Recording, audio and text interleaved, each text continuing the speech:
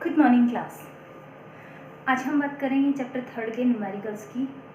Page number 36 पे आपके दो न्यूमेरिकल दे रखे हैं और ये दोनों न्यूमेरिकल ही जिन नियम के बेस पर हैं वो दोनों ही मैं आपको बता चुकी हूँ।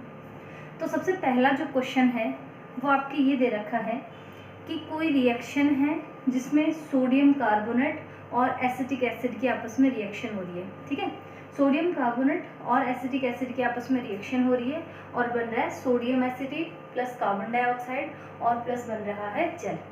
तो ये दोनों जो है अभिकारक और ये तीनों है उत्पाद। अगर हम इनकी मात्रा की बात करें तो इस अभिक्रिया में 5.3 ग्राम तो सोडियम कार्बोनेट है और 6 ग्राम है एसिटिक एसिड।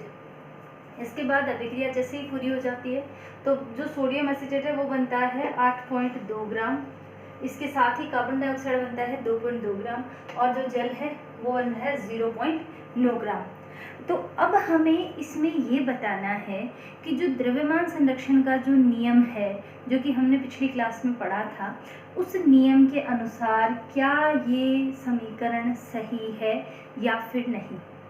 तो इस क्वेश्चन को हम सॉल्व करें इससे पहले मैं आप लोगों को द्रव्यमान संरक्षण का जो नियम है वो वापस मैं बता देती हूँ।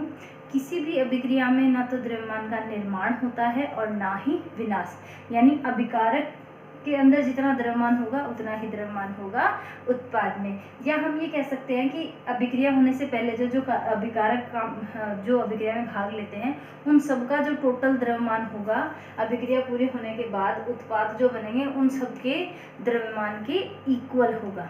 तो यहाँ पर इस अभिक्रिया में देखिए सबसे पहले सोडियम कार्बोनेट दे रखा है 5.3 ग्राम, 5.3 ग्राम। इसके बाद जो एसिड है वो दे रखा है 6.0 ग्राम। तो यहाँ पर इस अभिक्रिया में ये दो अभिकारक हैं और दोनों का अगर हम टोटल मिलाएं तो ये हो जाएगा 11.3 ग्राम। यानी अभिक्रिया में टोटल कितना अभिक्रिया के अंदर जो अभिकारक हैं जो कि इस अभिक्रिया में भाग ले रहे हैं उनका टोटल द्रव्यमान कितना हो गया 11.3 ग्राम। अब हम बात करते हैं उत्पाद की। इस तरफ ये जो जितना अभिकारक है उनका जो द्रव्यमान होगा वो हमेशा ध्यान रखना, जैसे यहाँ पे आया 11.3 ग्राम, तो ये इक्वल अगर आ रहा है, अगर ये उत्पाद जो है इनका टोटल द्रव्यमान है इसके इक्वल आ रहा है तो ये द्रव्यमान संरक्षण के नियम का पालन कर रहा है। और अगर इक्वल नहीं आ रहा तो ये क्या होगा, सही नहीं है। अब इस साइड में देखिए जो सोडियम एसिटेट है 8.2 ग्राम। इसके बाद कार्बन डाइऑक्साइड की बात करें 2.2 ग्राम और अगर हम पानी की बात करते हैं ये है 0.9 ग्राम। अगर हम इन सबका टोटल करते हैं तो 2 2 4 4 9 13, ये आ गया 3 और ये 1 8 2 10 10 और 1 11, ये आ गया 11.3 ग्राम। यहाँ पर देखिए अभिक्रिया होने से पहले ये जो दोनों अभिकारक हैं इन टोटल का द्रव्यमान आ गया 11.3 ग्राम और अभिक्रिया होने के बाद ये जो तीन उत्पाद बने इन तीनों का जो टोटल आ गया वो आ गया 11.3 ग्राम।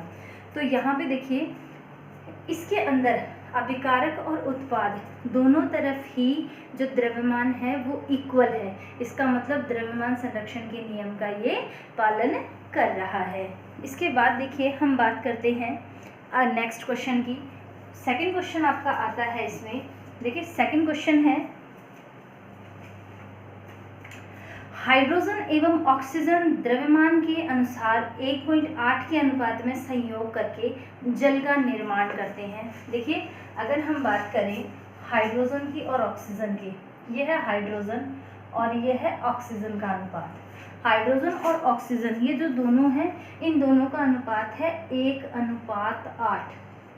इस अनुपात में ये आपस में जुड़कर बनाते हैं जल H2O। अब इसमें क्वेश्चन में दे रखा है हाइड्रोजन या ऑक्सीजन द्रव्यमान के अनुसार 1.8 के अनुपात में संयोग करके जल निर्माण करते हैं।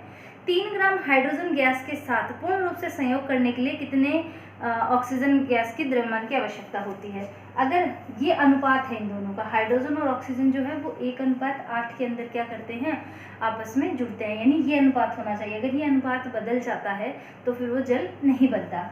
अगर हाइड्रोजन है 3 ग्राम तो ऑक्सीजन कितनी ऑक्सीजन की इसके साथ कितने ग्राम ऑक्सीजन की आवश्यकता होगी।